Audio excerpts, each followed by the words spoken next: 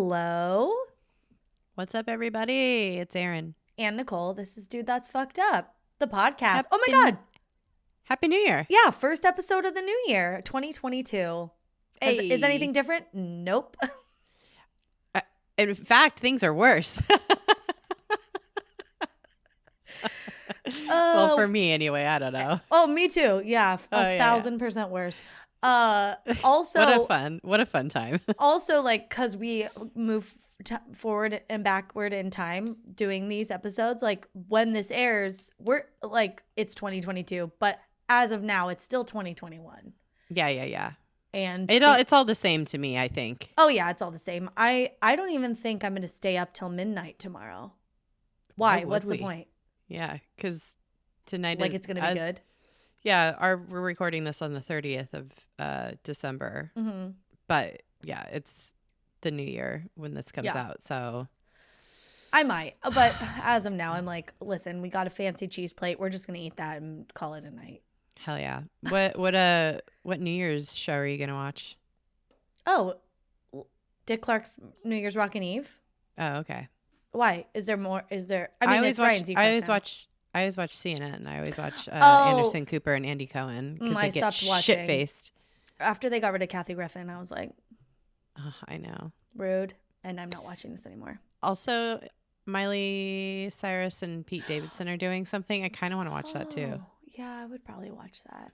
It's all pre-taped though. It's like, who cares? No. I don't know. I don't everything's getting canceled. Like, so many things are getting canceled. Maybe it doesn't even happen. Who knows? Yeah, it's kind of crazy that they're going to do okay, so our Patreon bonus episode that we did for December, we talked about like New Year's Eve, like the celebration in Times Square. Yeah. Like the logistics of it.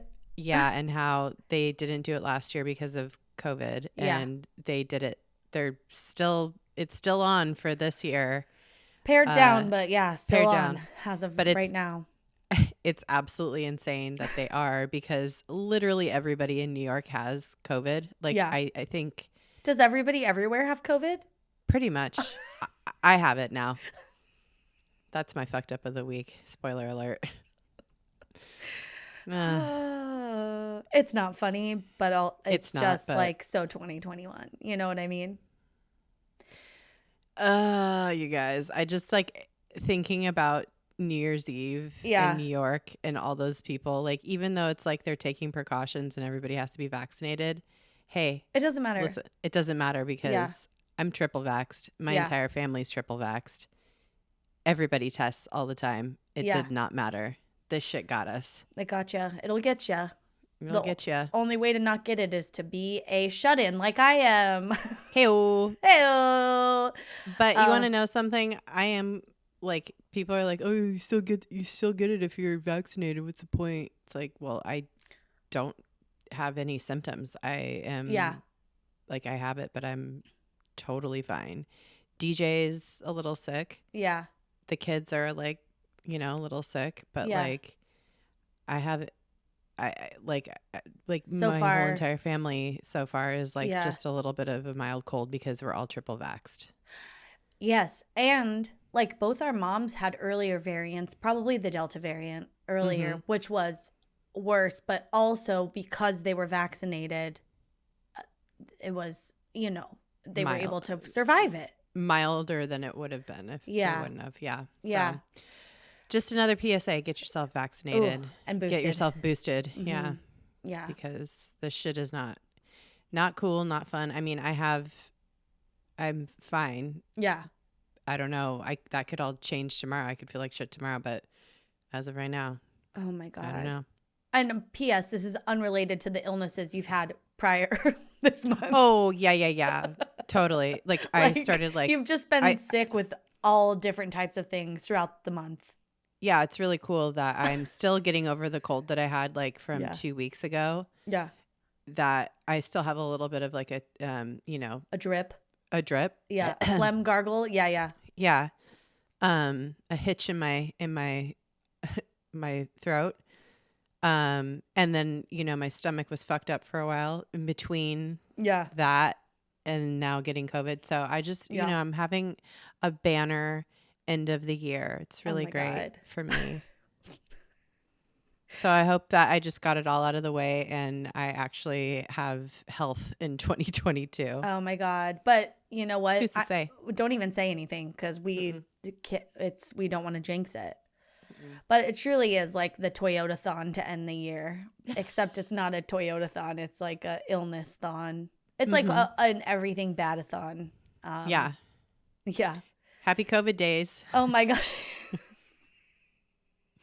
And I mean, it's like I, on top of everything, it's just like even in the best of times, I would have seasonal depression. And like I've said it before. So it's just like at this point, I have no emotion anymore. It's like my brain has compartmentalized it for me. And I'm just like. It's just shut down. It's just shut down. So I'm just in survival mode. And it's great. Oh my God. Well, yeah. My God. I totaled my car on Christmas Eve. That's as much as I can say about it because, as I said in the Patreon episode, it's pending an investigation. Something I don't know what happened. Anywho, everyone's fine, but now we have to get a fucking new car and just whatever. I'm spiraling a little bit, and I told Erin yesterday the mental space I was in was DoorDash Del Taco for lunch. I think that's, and I was like, honestly, that's aspirational. Like, I just couldn't. Pete was like, I said, oh, what do you want for lunch? Do you want me to like heat up some chili that I was like thawing from the freezer? And he's like, no, I was thinking we'd go to McDonald's. I'm like, how would we go there? It's raining. Did you want to walk in the rain? And he's like, no, I thought we would. Oh, we don't have a car. Go in the drive-through without our I was car. like, Fuck. Oh my God. Didn't remember that you had no car. Yeah, we don't have a car. Man, what a fucking bummer, dude. We're in a rough shape here over here. We're not thriving. We're so far from it. We're not. I'm barely surviving. I haven't showered yet today. I smell like I'm like. I just I got up and was like looking for cars that we could go look at and just like whatever, and then went on a walk and then got soaking wet, and then my mom came to pick us up to take us to see a car, and so like I didn't have time to shower or change, and then I just we were gone. We didn't end up getting a car. It was its whole big thing. That's my fucked up of the week is just like buying a car has not changed. It's fucking awful. You're tricked to get to the dealership. It's like, come in, you could see this car. As we're getting there, it's like, oh, actually, we don't have this car in stock. It's still like on a boat coming here, but we have some other stuff for you to look at. None of it's in my price range. Then you're getting like the whole big runaround like, oh, well, it doesn't actually cost the MSRP. We've added some stuff to it that you have to pay for. And it's like, well, I don't want that stuff. Okay, well, we've already added it, so you have to pay for it. It's like, well, I don't want to pay for it. Finally, Pete and I just left. We're like, we're not buying this. Like, we're leaving. Yeah. It was so annoying. But it's just so fucking. I know. I'm not interested in any of that shit. No. I hate it. I'm so sorry that I hate it. Yeah. It's exhausting. It's like it's exhausting. I just want to buy a car for this price. If you can't give it to me, then I don't care. Goodbye. Yeah, I don't have the energy for this. That's exactly what we did. We were like, this is what we want it for. We're already pre-approved. What's the issue? And it's like, well, we've already installed the security system that costs $1,300 and like that needs to be added. Why are you showing me this car then? I know. And it's like, I don't want any of this crap. I just want it from the manufacturer how it is. I don't want you to add shit to it. And it's like, well, we've already done that to every car here. It's like, what the fuck? What? It's a fucking scam. It's a scam. It's all a scam. No one. Are you getting a new car or a used car? I don't know. Well, we were looking at a new car today because, the market right now is like pretty messed up.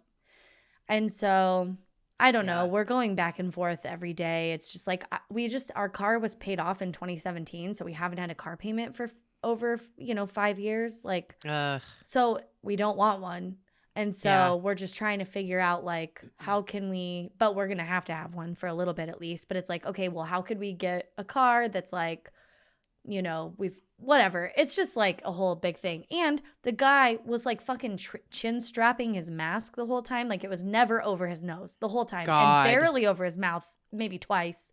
And I was just like, what is happening here? He was very nice, but it's like, this is so shitty and it's just so dumb. And I just hate that we have to like play this game anymore.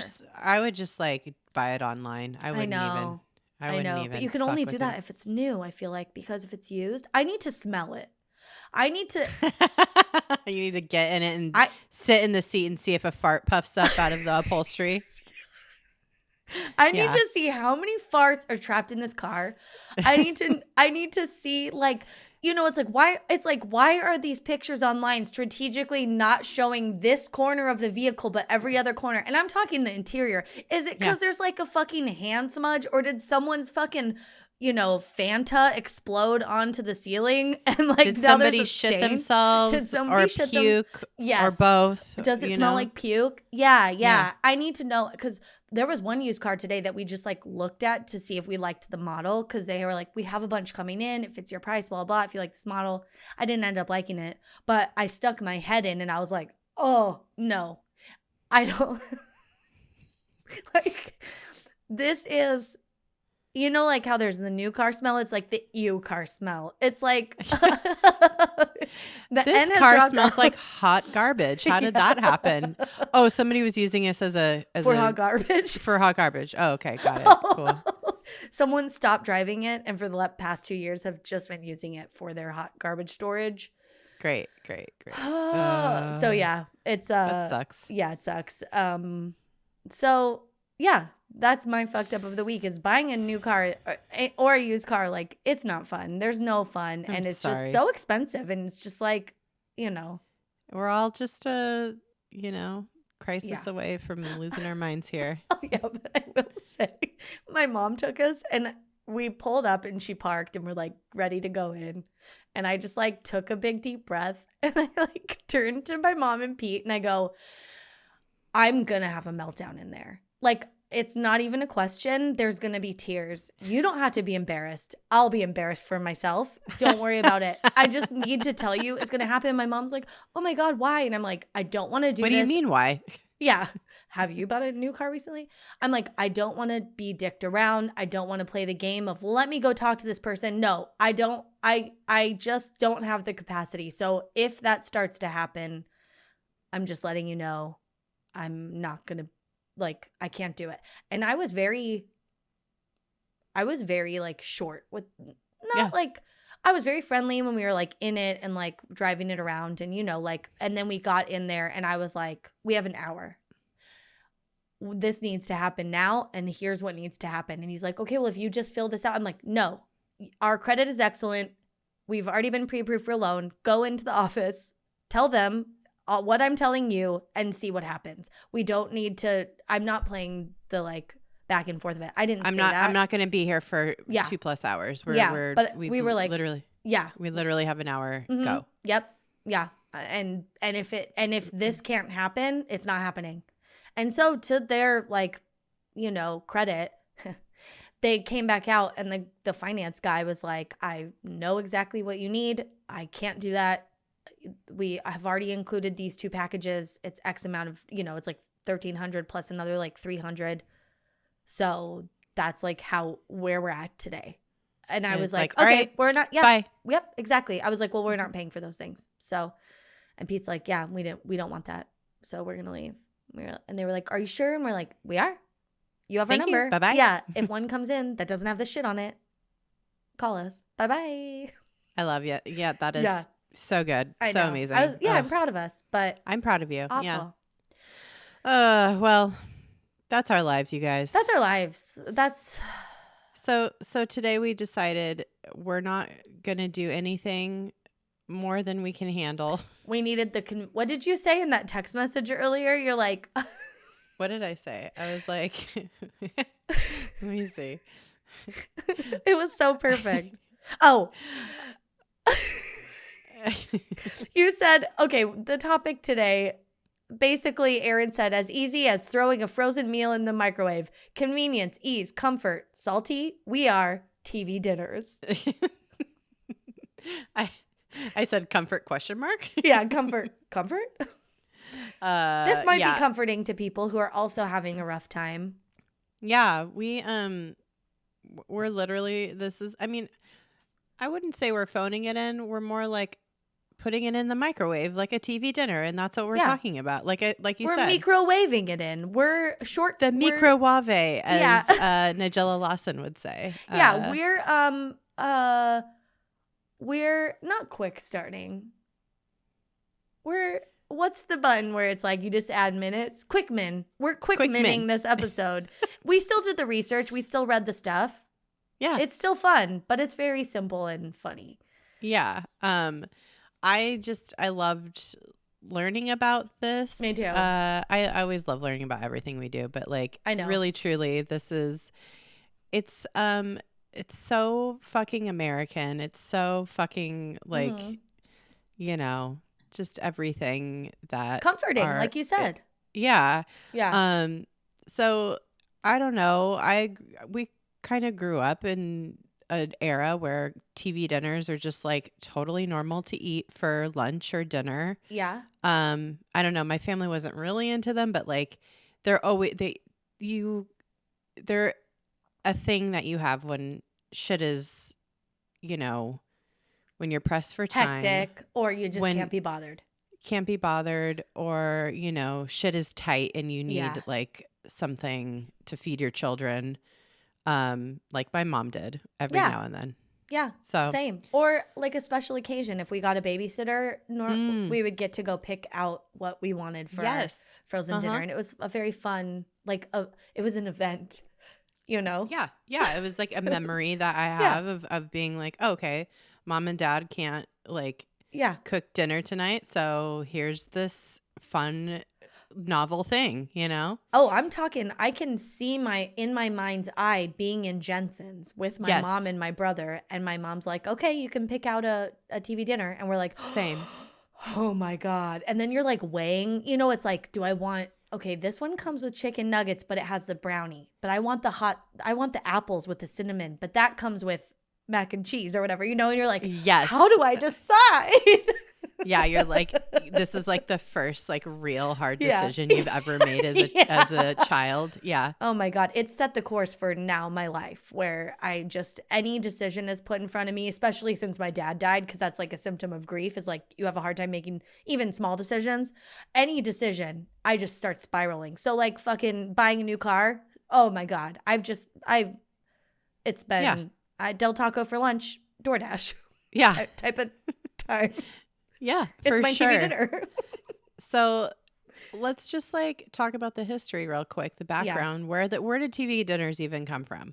Yeah. Well, Jerry Thomas, a salesman with the Swanson Food Company, claims credit for inventing the Swanson TV dinner in 1954.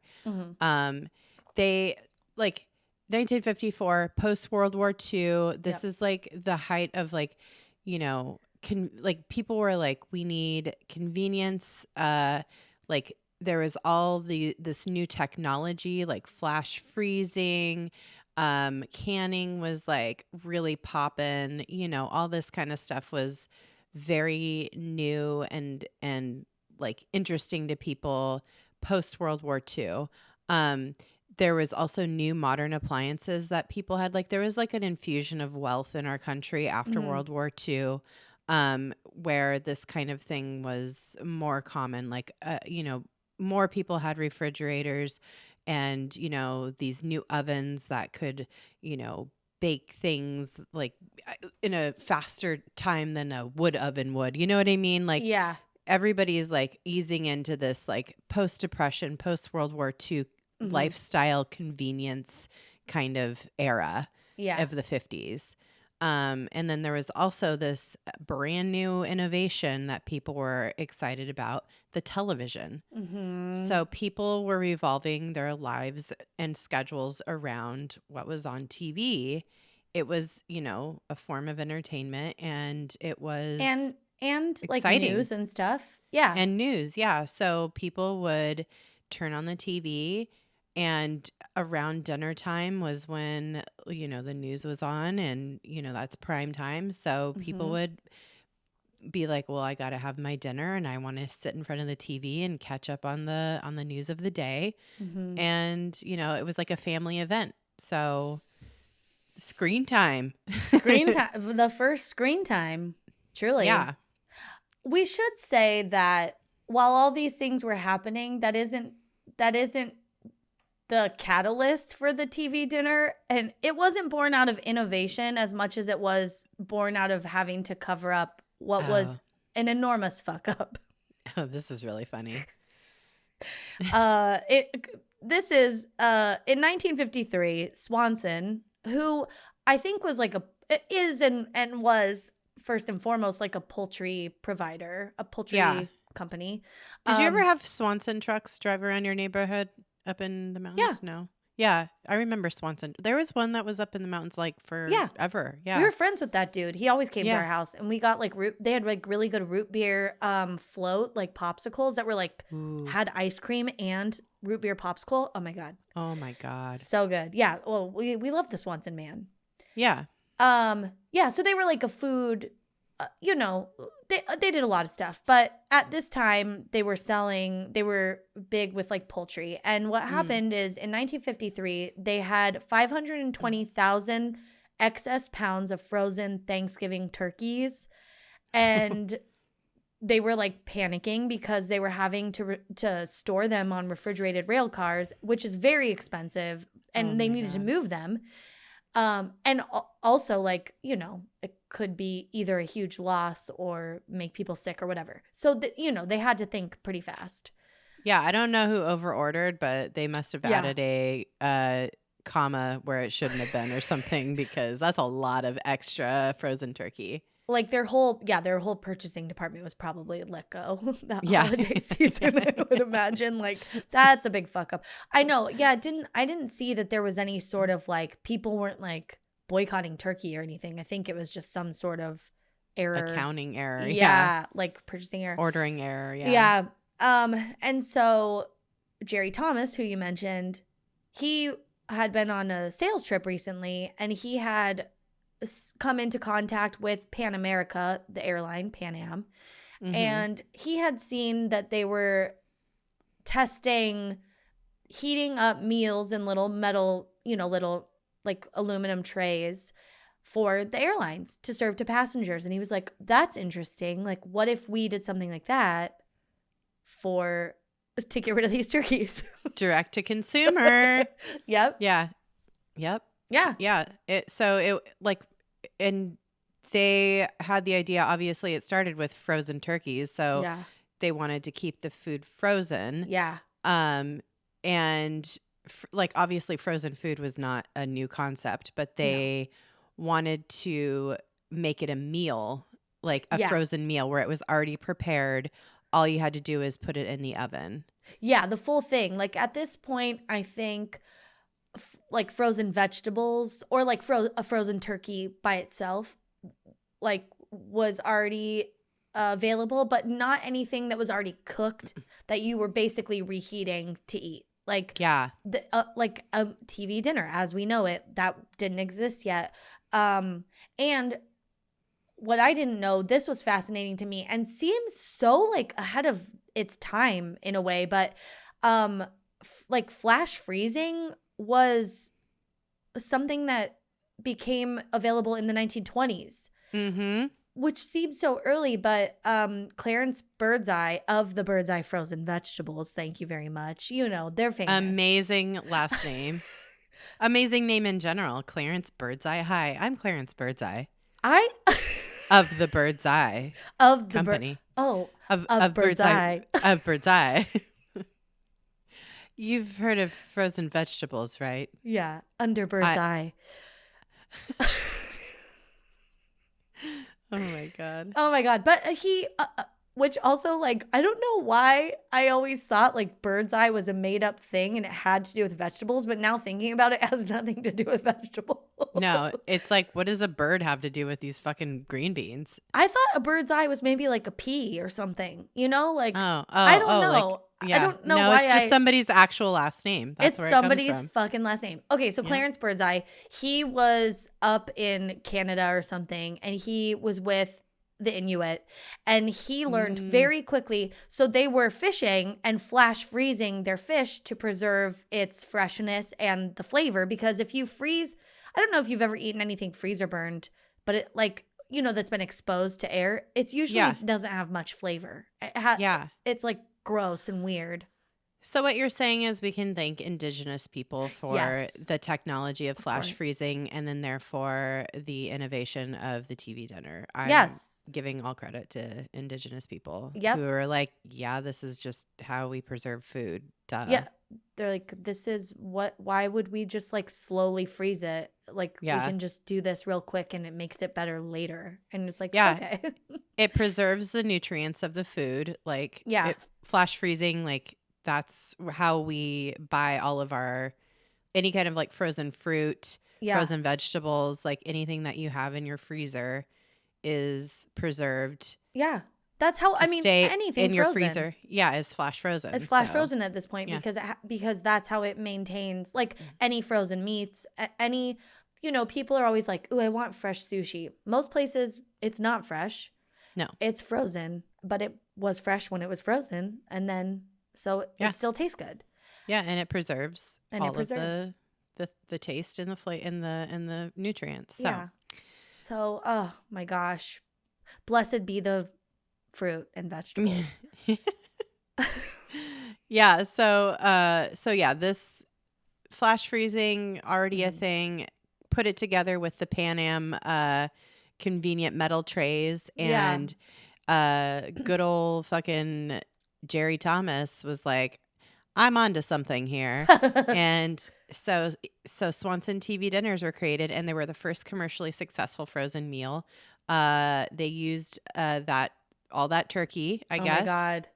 And I think that was like one of their first like products, right? Yeah, that was like I don't know if they like used it all or took a loss or whatever, but that was like the impetus for what would become the TV dinner, which initially was a turkey dinner. Like a Thanksgiving, it had cornbread stuffing, sweet potatoes, turkey, gravy, mashed potatoes. Like that was what the very first TV dinner consisted of.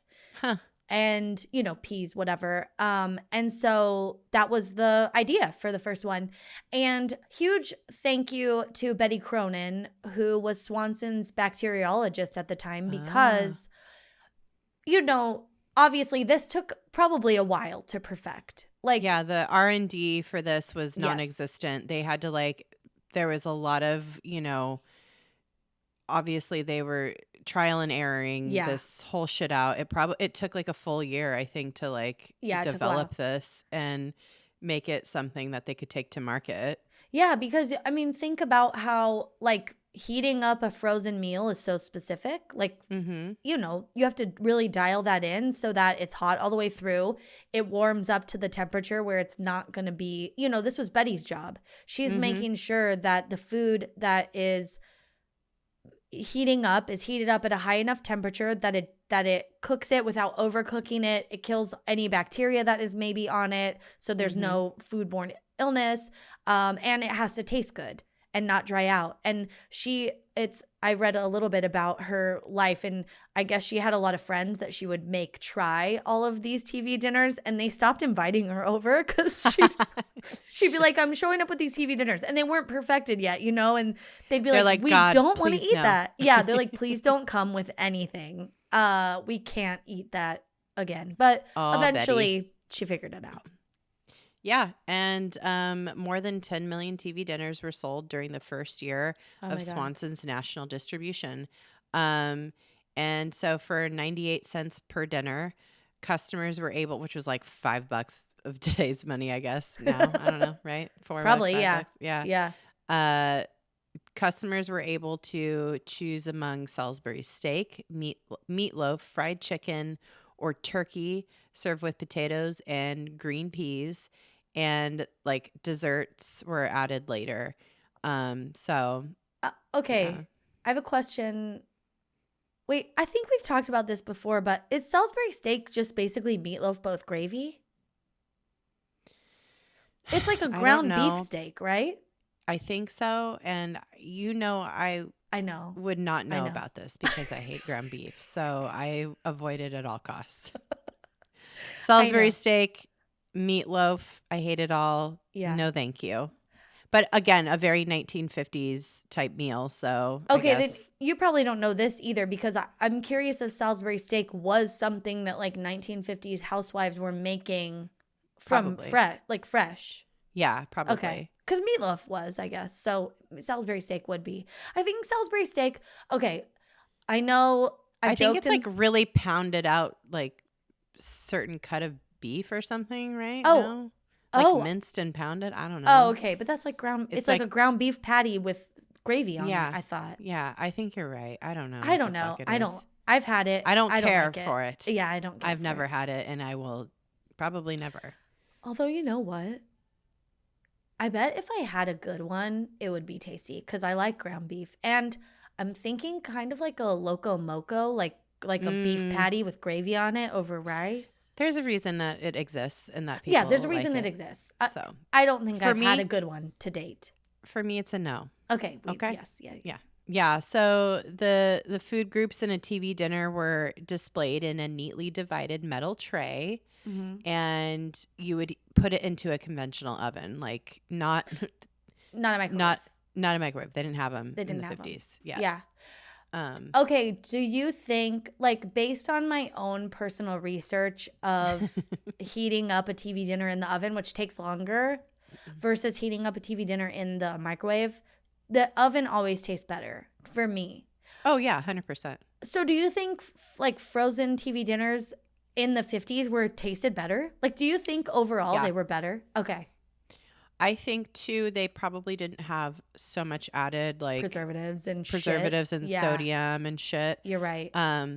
Which might have made it so that it wasn't like as flavorful maybe. Yeah, I was just thinking that. Like you probably had to add salt and pepper or whatever, but like I think like the way people were heating up these dinners and shit, they were like it reconstituted it in a better way. Yeah, it was nowhere near like obviously a fresh cooked meal, but you know, if you were a shitty cook, maybe it was better. Yeah. You know? Yeah. So. Totally. Oh God. Well, I think obviously Swanson were the first to introduce the TV dinner, but the genius of this concept quickly spread. Other companies such as Morton's and Banquet, which still exists today, started you know, kind of like glomming on and doing their own version of it. And I feel like, you know, the whole concept of this is great, but also the fact that you had, as you mentioned earlier, like TVs were becoming a big thing. There is this like coincidental magic that kind of happened around this time, and the fact that they called them TV dinners specifically, like they didn't call them frozen dinners, they called them TV dinners, and the fact that they did that, I think, was a great branding. Perfect storm. Yeah, it was a great way to take advantage of the situation. Yeah, really like smart marketing on their part to be like, all right, the general population. Who are our key target audience are people who are watching TV. Yeah. They're like zoning out. They don't have time to make a fucking whole dinner if they're sitting in front of the TV. So like, I don't know. I just think that it was like they understood the like commercial aspect and the like the target audience that they wanted to go after. I also think you could argue, like, now we would think of it as maybe like, oh, people are zoning out. They just need something easy. But I also think at that time it was like an event.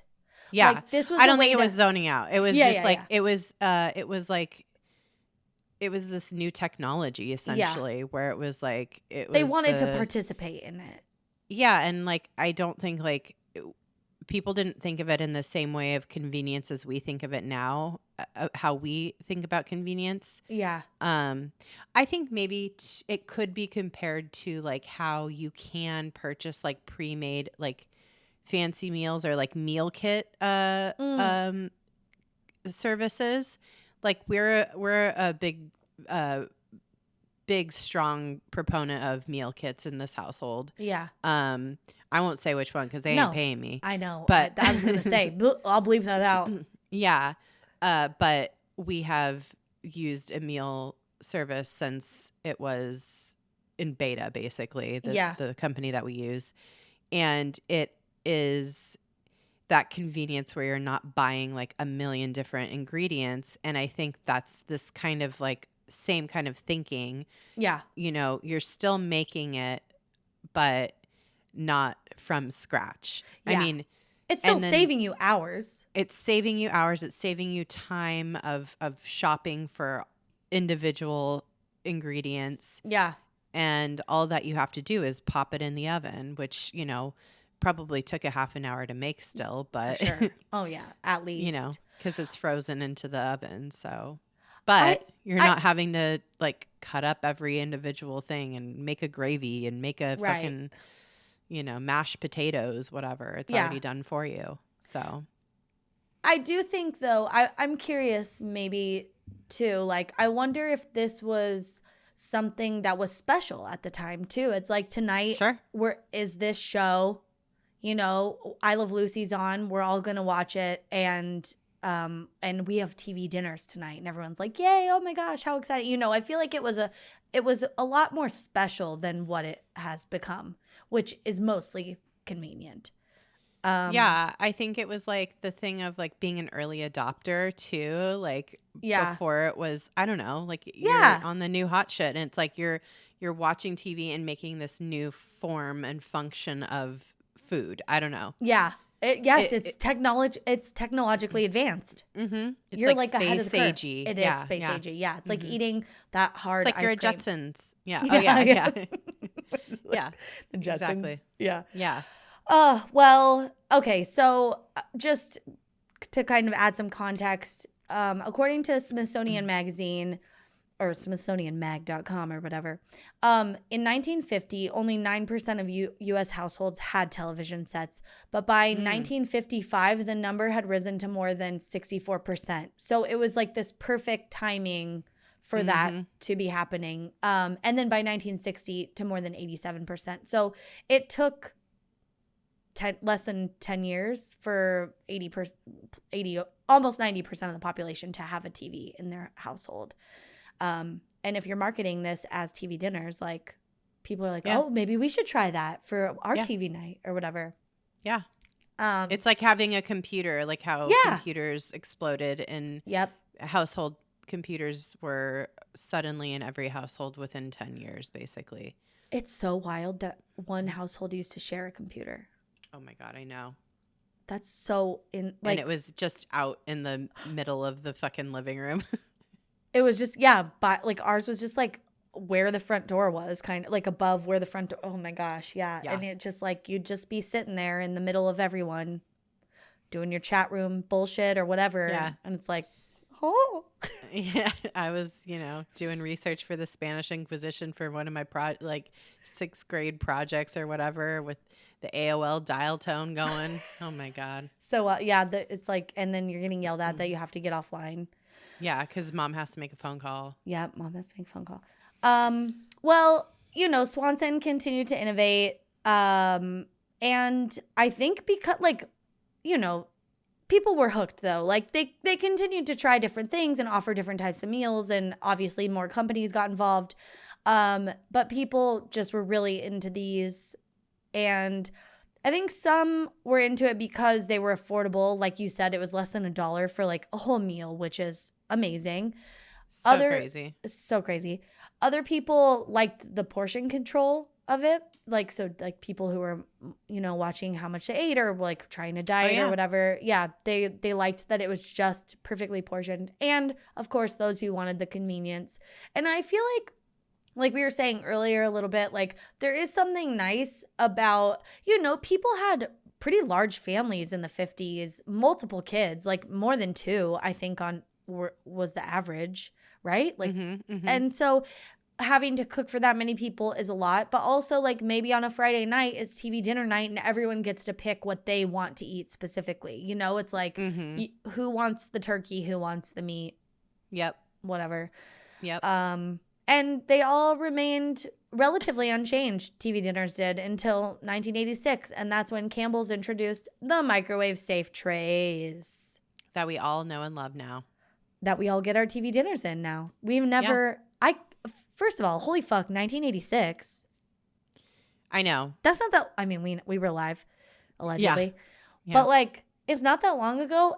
And it's wild because like, I don't remember any metal or like aluminum. I don't remember any aluminum. Oh, I guess like pot pies still, when I was a kid, had an aluminum. Yeah. But I think they might still. No, it's bigger. I think I don't know, this might not be like a real memory, but like I think like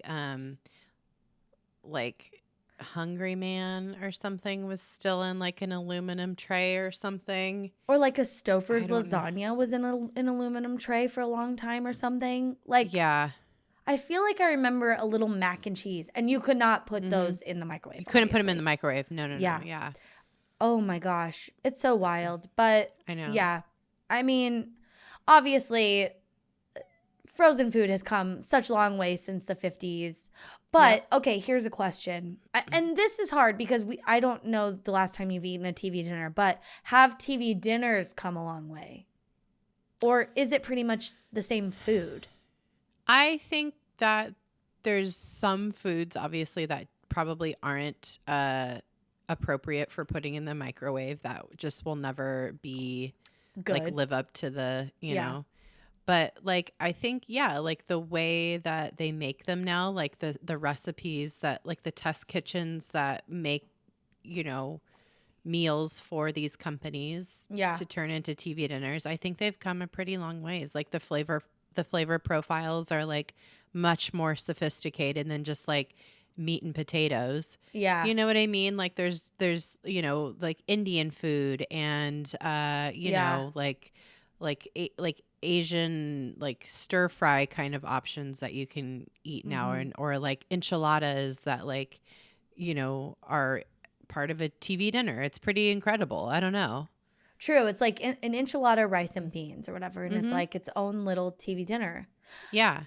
I guess I eat plenty of frozen food. Like same. Trader Joe's stuff. But those aren't necessarily. Trader Joe's. It's so good. Okay. I'm going to tell you this right now. Yeah. Trader Joe's knows what the fuck they're doing. Oh, yeah. And it's that flash nothing freezing, can come baby. close. It is beyond what like it is comparable to like fucking what you can order at a restaurant. I'm not kidding. Like their Indian food is just is on par. They're like frozen naan on par. Oh my God, their frozen naan is so good. Their dumplings, like frozen dumplings and pot stickers. Yep. Literally, there was this restaurant we used to go to that was like pretty high end, and I swear to God, they just bought Trader Joe's like pot stickers. Oh my God! And just fried those up. Fried those up. I swear to God. Oh my God! No, they're very good, and but they don't serve. Well, I guess they have a couple meals, but nothing like a traditional TV dinner. They don't have like a traditional like turkey dinner type situation. No, like that's like. Section portioned. Yeah. Apparently, though, and I looked this up while I was eating dinner tonight, Williams Sonoma offers like gourmet TV dinners. Like you can order like 3 nights worth, like 3 dinners worth of meals, and it comes, interesting. It looks good. It's very pricey, I will say, if anyone's interested in that. I'm sure too that there's like some startups out there that are like gourmet TV dinner. That are like what is old is new again kind of situation. Well, and think of like what this did to pave the way. I think the biggest thing about this is like preserving the integrity of the food. Mm-hmm. That's probably what the trickiest thing is once you're able to figure out how not to kill people with bacteria. Yeah, But you figure that illnesses. you just cook it real hot, Yeah. It just has to reach a certain temperature. But I think preserving the integrity of the food is that's the hardest part, and why I don't like frozen meals with meat in them. It's never right for me. But this has paved the way for things to happen like companies like Goldbelly, which I have not used, but I watched a CBS Sunday morning segment on the company. It was so cool because you can order, like, this is not a plug. Also, they're not paying us, but you can order stuff from around the country, and like it comes frozen with instructions on how to like reconstitute it. It's incredible. I mean, it's like, obviously it's not everything on a menu that you could get, but it's like, you can order like Magnolia Bakery's like banana pudding or whatever, because like they throw that in a fucking box with some dry ice, and it's like you just like let it thaw a little bit and it's good to go. You know what I mean? A fucking New York pizza you could order, and like it's pretty cool. Yeah. It is very expensive. I have looked into it because I was like, ooh, right before Christmas, I was like, I really want some New York rainbow cookies. And so I was looking into rainbow cookies, and I was like, oh, I don't need $60 worth, and I don't need to spend, $100 including shipping or whatever. So I didn't. But if you want the real thing, it's there. You could do it. Yeah. I mean, it's kind of, food is comfort, like we talked about. And like, if you live somewhere where you didn't grow up and there's something really special there, like that's famous, chances are like there's a bunch of New Orleans restaurants that you could order from. And I'm like, oh, I really want to, I just think it would be really fun to try it sometime. Yeah. Yeah. Oh, well, maybe at some point when we're in one of the darkest days in January or February here, that'll be a nice pick me up, or like anytime. Yeah. So like in the next 2 days when I'm really feeling low and I need a whole fucking king cake from New Orleans to just take to the face. You never know. Listen, and if I'm the only one eating it, I'll find the baby and have good luck. So it's a win-win. That's right. Yeah. So I think, one last thing about TJ's hot tip. Their tamales are pretty fucking good. If you've never tried them, because tamales freeze really well in general. Oh, but aren't those in the refrigerated section? No, they're in the freezer section. Oh, I think I've Frozen only tamales. ever had the. Oh, maybe I've had them. They're fucking good. Okay. All right. Yeah. I'll give them a try. Give them a whirl. Anyway. Oh, but this is what I was going to say earlier about like the frozen meals. Like, some things are just like way easier to freeze, like pasta. Yeah. Heats up fine. Yeah. The tricky stuff is the meat, especially if it's a slice of meat. Yeah. This is like, if you want to like zhuzh the frozen meal, you add whatever meat you want to it, if that's what you want. That's yes. You get the base. Like, so base. You make the frozen pasta and then you cut up a chicken breast and put it on top or something, like a cooked exactly thing. Yep. Oh yes, that's very good. Yeah. Hot tip. Yeah, so that's like kind of the background on frozen meals. We preheated the we did the first we cut a slit in the plastic, did the first round, and now we need to stir up need to pull back the film, stir it up. I love it. And now we're going to give you some fun facts about TV dinners. I love it. Put it back in for a few more minutes. We're going to quick min a fun fact. Yeah. Love it. Oh my God. Oh, well, let us remember this year on September 10th, 2022 is a national holiday. And that national holiday is National TV Dinner Day. And you bet your buns I'm going to remember that, and I'm going to make a TV dinner.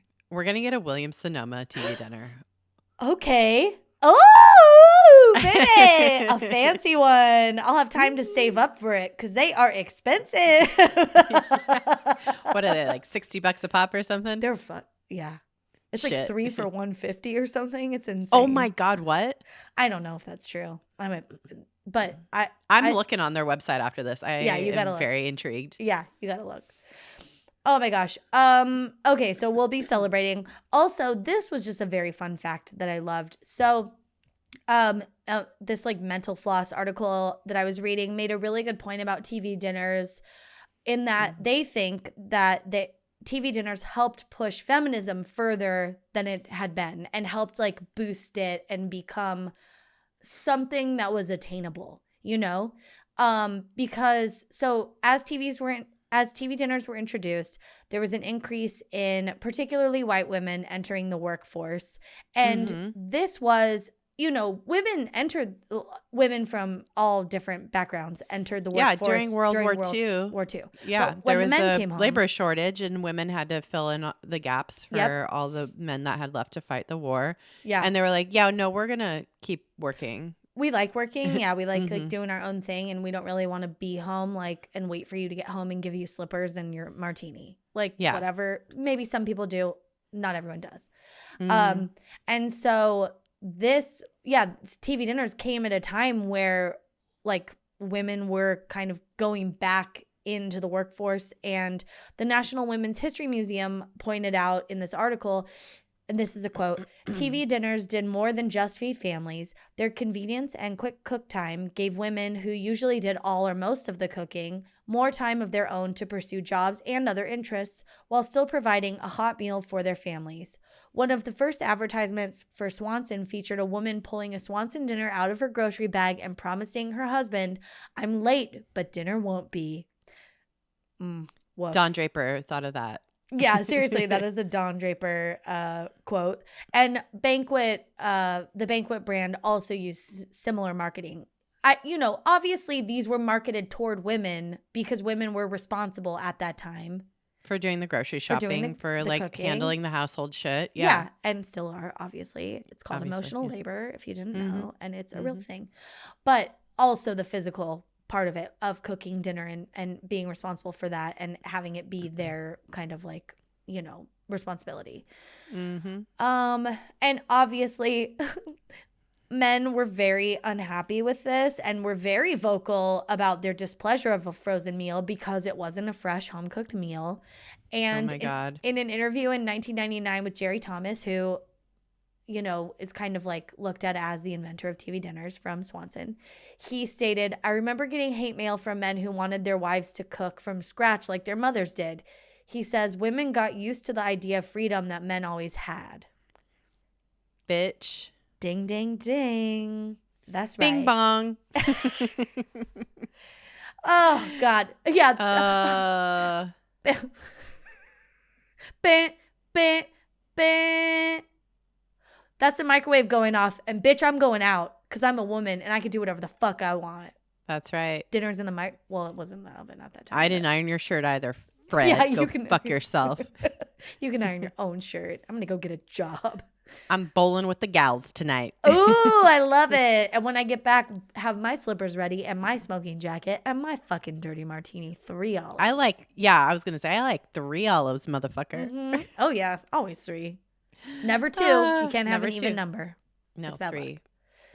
Luck. Yeah, that's a very valid point. I think if TV dinners are paving the way for feminism in the 1950s and 60s, fuck yeah, I love it. I'd love to see it. Oh, love it so much. And yeah, that's like, I don't know. All that I can say about TV dinners is that I just can't stop thinking about kid cuisine. I know. You remember those shits? Oh my God. It's the first like thing we were I talking think about of. at the beginning? Yeah. You knew my coded language. I didn't even have to say kid cuisine. You knew exactly what I was talking about with the spice apples. Yeah. Oh, that was my shit. Oh my God. I think I like the brownie though. I don't know. Yeah.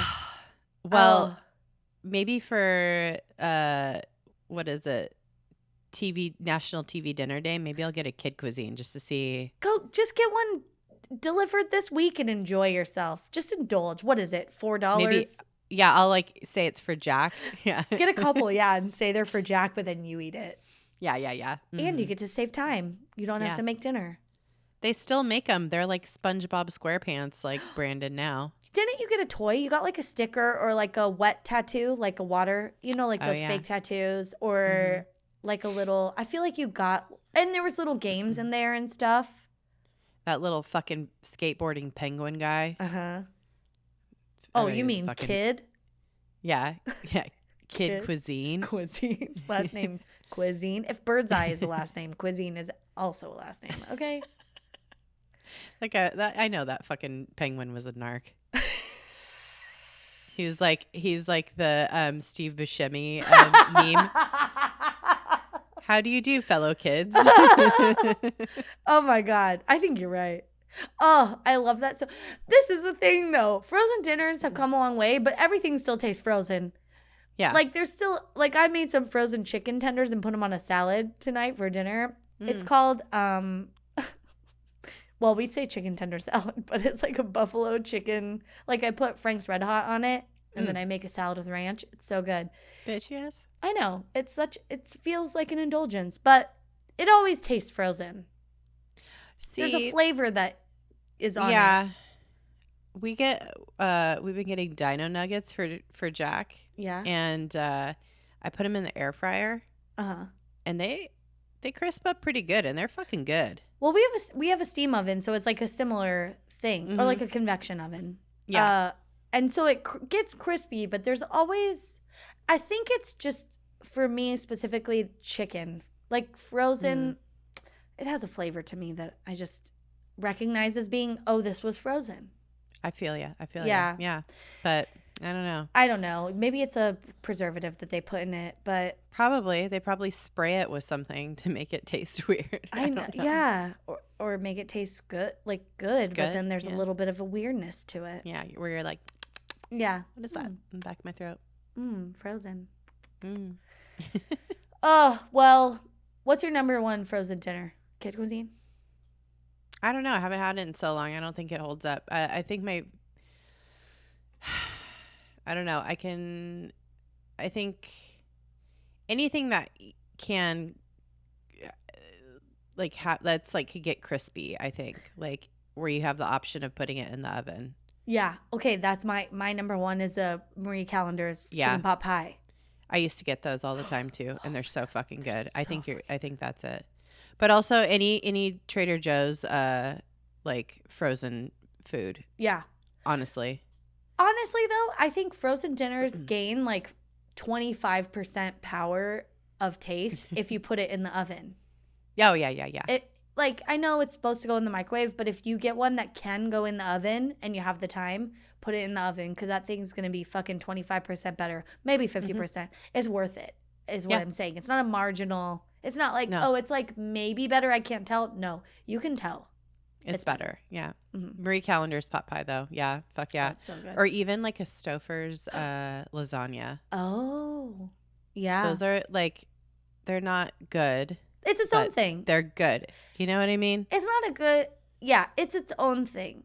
It's like how I know what you mean. Yeah. It's like, does it hold up against like the best lasagna you've ever had? No, but it's its own thing. It's like a Jack in the Box taco. Is that a taco? I don't know. I wouldn't say it's a taco, and people who've never had one, if they ate one, would be like, this is not a taco. But it's its own thing, and it's still good. Yeah. You know? Yeah. It's like you're barely allowed to say that you're a taco, but I'll allow it. Yeah. Technically, you're a tortilla folded with, I guess, meat in it. Not meat. Definitely not. It's like meat adjacent, and it's and it has a American cheese slice in it. And it's like fried. And the whole thing's fried, yeah. Yeah. So, I don't know. I know. How do we feel about lean cuisines? Fuck them. Bitch. Oh, God. Get out of here. I talk about that flavor of like a frozen thing. It's the same. I hate it. And they're just like so full of sodium. Yeah.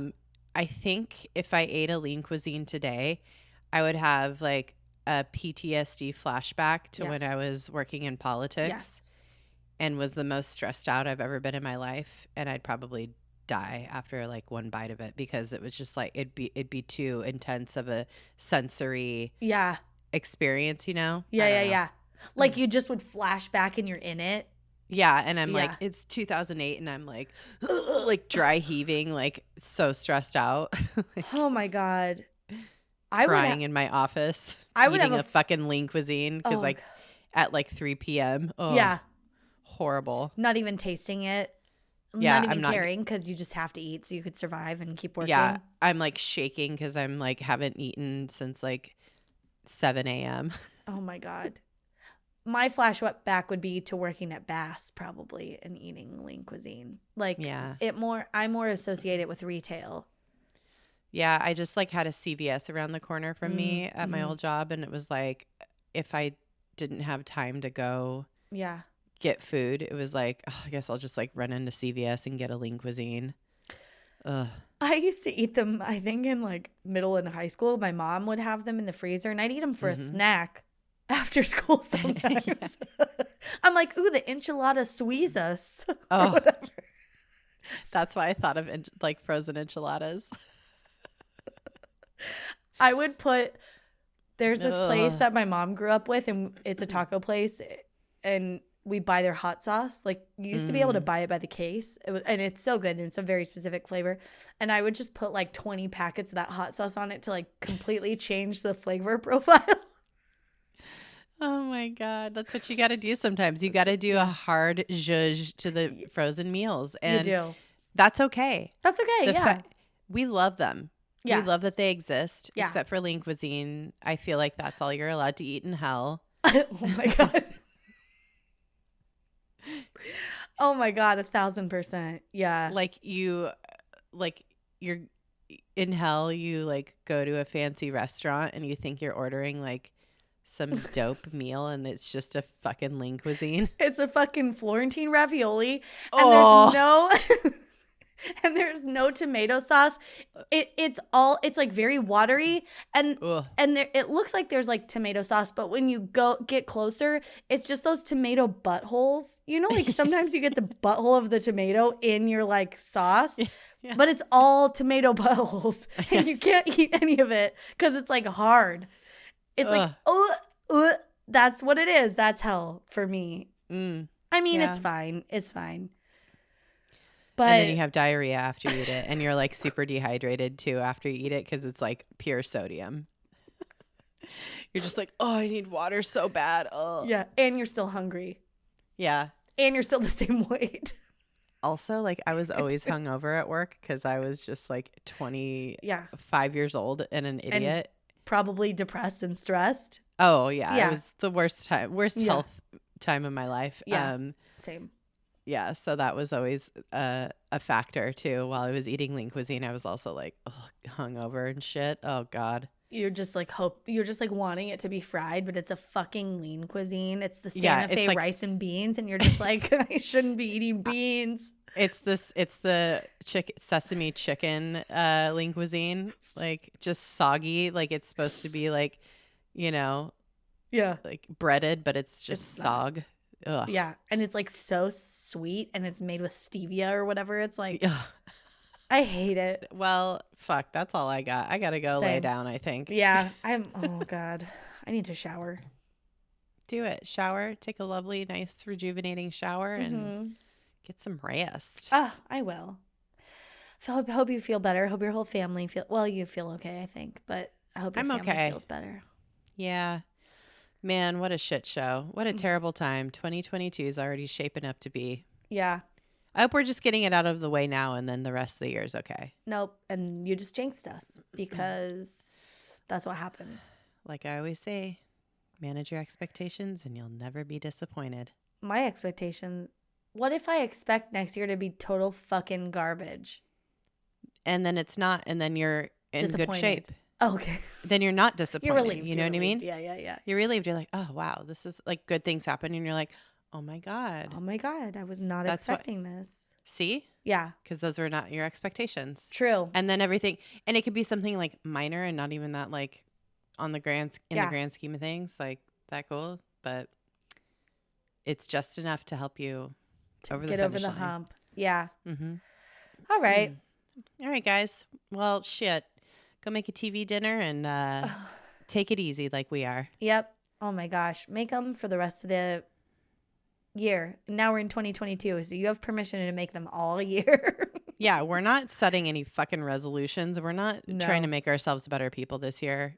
If I set a resolution, it's to make more frozen food so that I can have more time to do whatever the fuck I want. That's right. Which is probably cry in the bath. Honestly, we love it. It's great. Yeah. Yeah. Hey, listen, go follow us on social media if you're so inclined. I have been staying off of it for mental health purposes, but Same. we are on there. We're at DTFU podcast everywhere. Yep. We check it sometimes. Yeah. We sometimes are on there. Go to our Patreon. DTFU. Oh, it's patreon.com/DTFU podcast. Go to our website. It's dtfupodcast.com. Mm-hmm. Shoot us a note. Say, hey, what's up? Say, read this weird story. Yes, we just got a suggestion for a topic that looks so good. I can't wait. We love topic suggestions. Oh my God. It really helps us out so much. Because I mean, like, it's our TV dinners. It's our TV. We find things ourselves, and like, there's definitely things that we want to talk about. But like, when somebody sends us a juicy TV dinner, I don't know. It's Salisbury. I salivate over this Salisbury steak. Then it makes us excited, and I don't know. Yeah, it's good to know. Yep. Yeah. That's all I got. Listen here. Mm-hmm. Be excellent to yourselves and each other. Happy New Year. Happy 2022. Let's go. Let's do it. Or whatever. Or don't. Or don't. Okay. Okay. Really off to a great start, everybody. Yeah. Bye. Bye.